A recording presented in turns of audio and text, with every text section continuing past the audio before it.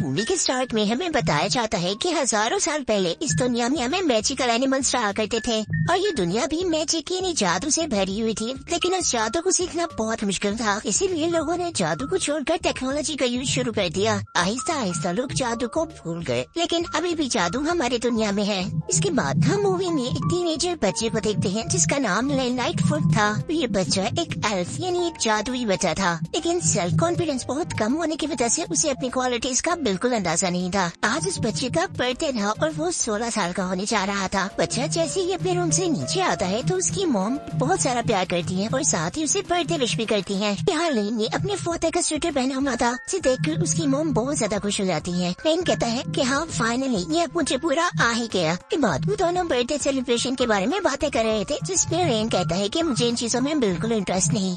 यहाँ एंट्री होती है लेन के भाई पार्ली की। पार्ली बहुत ही ज्यादा एनर्जेटिक लड़का है और अपने भाई की पर्सनालिटी से बिल्कुल ही ऑपोजिट है। पर यहाँ लेन जब पार्ली की किसी टॉय को हैंडल आता है तो उसका भाई उसे आकर पकड़ लेता है। उसे कहता है कि मैंने उसे बिल्कुल नहीं छेड़ा, मुझे प्लीज छोड़ दो। वो लेन को छोड़कर अपनी मॉम को पकड़ लेता है। उसकी मॉम उसे उल्टाकर जमीन पर गिरा देती है और अब उसकी हार पर से घर के गार्बेज को बिन में थ्रो करने की पनिशमेंट मिलती है। यहाँ बाहर पार्ली को पुलिस ऑफिसर मिलता है जो कि एक ह्यूमनॉइड हॉर्स था। यानी वो ऊपर से तो पूरा इंसानों जैसा था, नीचे से उसकी पूरी बॉडी हॉर्स की तरह थी। अब पुलिस ऑफिसर पार्ली की मॉम से उसकी कोई कंप्लेन करने आया था, पर पार्ली की मॉम भी उसे डांटने लगी थी। और यहाँ हमें पता चलता है कि पार्ली को हिस्ट्री में बहुत इंटरेस्ट है। उसकी मॉम उसे कहती है कि तुम प्लीज पास्ट को छोड़कर फ्यूचर के बारे में सोचो। इन मॉम की बात को इग्नोर करके लेन के साथ बातों में लग जाता है और उसे कहता है कि मेरी कैलकुलेशन के मुताबिक तुम एक एल्फ नहीं एक मैजिकल इंसान हो, बड़े होकर तुम एक बहुत बड़े जादूगर बन सकते हो। लेकिन लेन को उसकी सारी बातें फजूल और टाइम वेस्ट लगती हैं और इसीलिए वो अपना बैग लेकर स्कूल के लिए वहाँ से निकल जाता है। और अब लेन स्कूल जाने के लिए बस स्टॉप पर था, जहाँ उसे एक आदमी मिलता है। उसकी शर्ट देखकर उसे कहता है कि क्या तुम बर्डन के बेटे हो? इस बात पर लेन कहता है जी वो मेरे डैड थे। फिर वो अपने से बताने लगता है कि तुम्हारे डैड एक बहुत ही अच्छे इंसान थे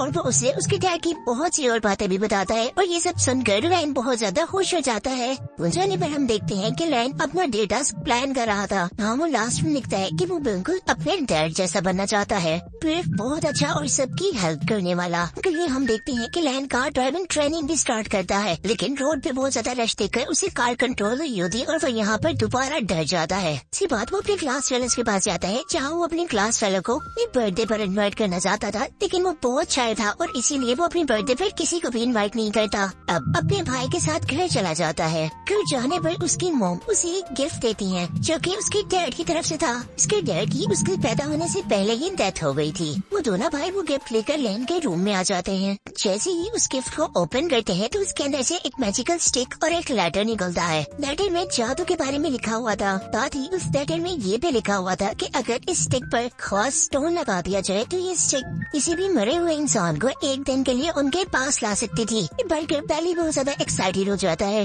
कि वो अपने डैड से मिलना चाहता था, कि यहाँ उन्हें वो स्टोन चाहिए था जो उन्हें उस रैप में से मिल गया था जिसमें से वो स्टिक मिली थी। अब वो स्टोन को उस स्टिक के ऊपर रखते हैं और अपने फादर को बुलाने की विश करते हैं, लेकिन वहाँ कोई मैजिक नहीं होता और उसके फादर भी नहीं आते और वो दोनों भाई बहुत ज्यादा डिसहार्ट हो जाते हैं। उनकी मॉम उन दोनों को चेयर अप करती है और कहती है कि इस बात से हमें पता चलता है कि तुम अपने डैड से कितना प्यार करते हो।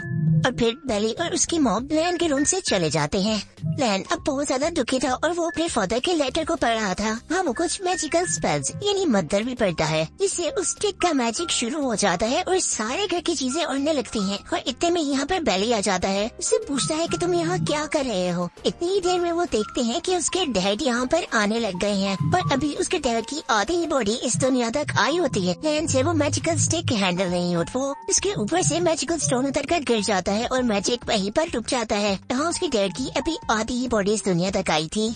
यहाँ बहुत ज्यादा दुखी हो जाता है क्योंकि उनके पास ही एक ही तरीका था अपने डैड से मिलने का और वो अब अपने डैड से कभी नहीं मिल पाएगा। किम बार्ली फिर उस लेटर को दोबारा पढ़ता है और वेंसी कहता है कि तुम दुखी मत हो, हमारे डैड हमारे पास 24 आवर्स के लिए आए हैं, यानी एक पूरे दिन के लिए, और हम कल के सनसेट से पहले एक और मैजिकल स्टोन ढूंढ लेंगे जिससे तुम दोबारा मैजिक करना और हमारे डैड पूरे इस दुनिया में आ जाएंगे और हम दोनों अपने डैड से मिल लेंगे।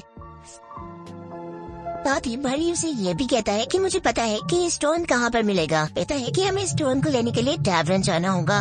तो वो दोनों घर पर एक लेटर छोड़ते हैं और खुद टैवरन के लिए निकल जाते हैं। अब जैसे ही उनकी मोम को ये लेटर मिलता है तो वो काफी परेशान हो जाती हैं और उनके पीछे टैवरन के लिए निकल जाती हैं। कैबिन पहुंचने पर उन्हें एक मैंटिकोर से मिलना था। मैंटिकोर यानी एक मैजिकल क्रिएचर, और वो उस मैंटिकोर से एक रेस्टोरेंट में मिलते हैं, जो रेस्टोरेंट उस मैंटिकोर का ही था। क्रियो यहाँ लेन उसे समझाता है कि तुम्हें पता है कि तुम कौन हो और किस काम के लिए यहाँ पर आई हो। ये सब सुनकर वो मैंटिकोर एक्साइटेड हो जाती है और अपने ही रेस्टोरेंट को आग लगा देती है। यहाँ इस रेस्टोरेंट में वो मैप पे चल जाता है जो उस मैंटिकोर के पास था। दोनों भाइयों को उस स्टोन तक पहुँचा सकता था, लेकिन फिर भी किसी तरह से मैंटिकोर उन्हें एक रास्ता बता ही देती है। वो लोग उस चलते हुए रेस्टोरेंट से बाहर निकलने की करते हैं, लेकिन उनके डैड की बॉडी पीछे ही रह जाती। अब उनके ऊपर एक बहुत बड़ी सी फुट गिरने ही वाली थी कि पहली मर्तबा यहाँ पर लेन अपना मैजिक यूज करता है। उस फुट को वहीं पर स्टॉप कर देता है, जिससे उसकी डैड की बॉडी बच जाती है और वो लोग बाहर निकल आते हैं। अब लेन और बेली के यहाँ से जाते ही इन दोनों की मॉम यहाँ पर आ जाती है। रेस्टोरेंट को जला हुआ देखकर बहुत ज्यादा घबरा जाती है और उस मैंटिकोर से पूछती है, तुमने लेन और बेली को देखा? जिस पर वो कहती है कि हाँ मैंने देखा और उन्हें स्टोन का रास्ता भी बता दिया।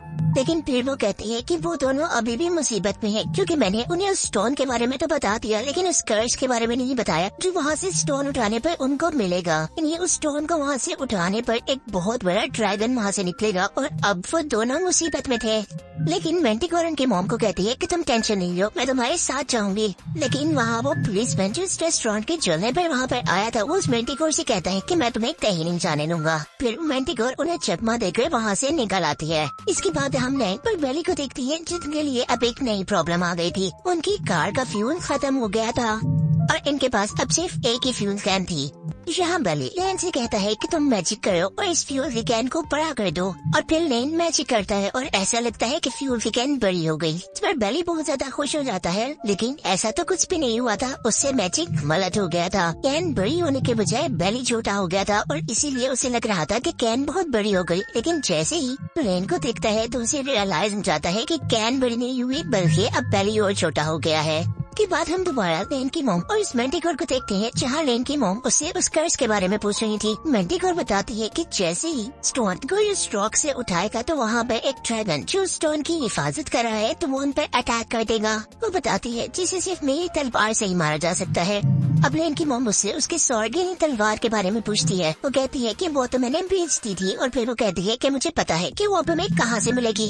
के बाद हम लैन को देखते हैं, जो अपने फादर बार्ली और स्कैन को देखकर एक गैस स्टेशन ढूंढ रहा था, और वो जैसे ही उस गैस स्टेशन पर पहुंचता है तो बार्ली की पिक्सिस गैंग से लड़ाई हो जाती है और पिक्सिस गैंग उन लोगों के पीछे पड़ जाते हैं कि वो लोग बाइक चलाकर उनके पीछे पीछे आ रहे थे। अब बार्ली भी काफी छोटा हो गया था और इसी वजह से अब कार भी लैन को ड्राइव करनी थी। इन ट्रैफिक को देखकर बहुत ज्यादा पैनिक कर रहा था, लेकिन बार्ली उसे कॉन्फिडेंस देता है, उसकी स्ट्रेंथ बन जाता है और लेन इस तरह कार भी ड्राइव करता है और पिक्सिस के ग्रुप से भी बच जाता है। लेकिन अब आगे जाने पर उन्हें पुलिस पकड़ लेती है और यहाँ वो दोनों पुलिसमैन से बचने के लिए उस ह्यूमनॉइड पुलिसमैन का गेटअप ले लेते हैं, जिसको हमने मूवी के स्टार्ट में देखा था। अब वो लोग मैजिक से अपने आप को उस पुलिसमैन का गेटअप तो दे देते हैं, लेकिन उस मैजिक ने तब तक ही वर्क करना था जब तक लोग सच बोलते, और जैसे ही वो कोई झूठ बोलते हैं असली गेटअप में चेंज होने लगते हैं और वो अपना असली